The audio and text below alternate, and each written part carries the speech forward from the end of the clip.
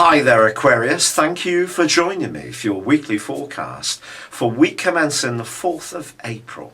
Your two ruling planets, your traditional planet of Saturn and your modern ruler of Uranus, are forging a great relationship. This is an ongoing influence, but it's going to be very much to the fore this week, not least because the Sun is also going to be forging a great link with Saturn too.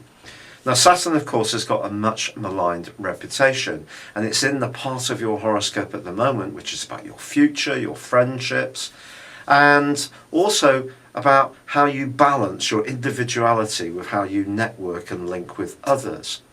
But it is connecting brilliantly with the Sun, and the Sun's in a sparky, quick moving third house, which is about ideas.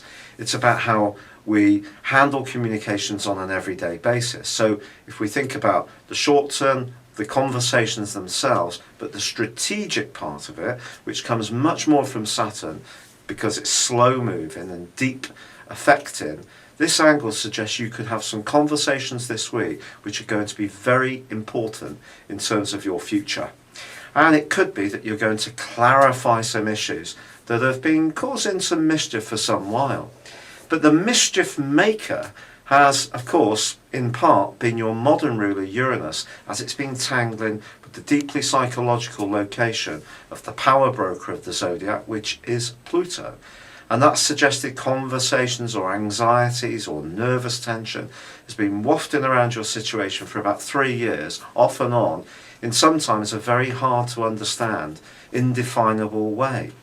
Now this week the Sun is actually going to be clashing with Pluto, and once more this dynamic between how you think and express yourself in the everyday and what's going on in the more hidden part of your situation or within yourself in terms of your subconscious once more is to the fore, even though Uranus's clash with Pluto is now set to fade out.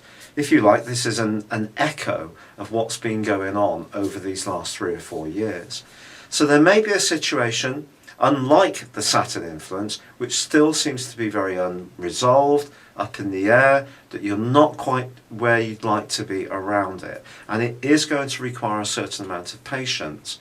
But the great news is that on Wednesday, Venus, the planet of love and affection, is moving into Aries, and your communications can take on a smoother, more considered, more measured vibe. And that's going to help you considerably if you're wanting to say something salient to someone that you're attracted to, or perhaps in a business situation. It could be more constructive, but whatever you say could just have that smoother vibe, which can be very alluring to others. However, on the same day, Mercury ironically moves into a more inward-looking part of your scope, and it's going to be important because it's also going to go through a retrograde in the sign of Taurus to understand that bottling up our emotions, especially as you're an air sign, is not a good thing. And if things do start to go round and round your mind over the weeks to come, it's going to be important to ventilate, to articulate how your emotions feel at times. Otherwise, bottling these emotions up will not be so good for you. However, I do feel the angle between the Sun and Saturn suggests that something is shaping up in your world, conversations or links with others, new alliances, which can prove to be very reassuring. And I think the Sun's clash with Uranus is more just a reminder of what you've been going through over the last 3 or 4 years. And if you have found out more about what really makes you tick, or about what really makes other people tick, it has been a valuable process, if at times quite difficult. It's been a real pleasure being with you. Thank you for joining me. Good luck, and goodbye for now.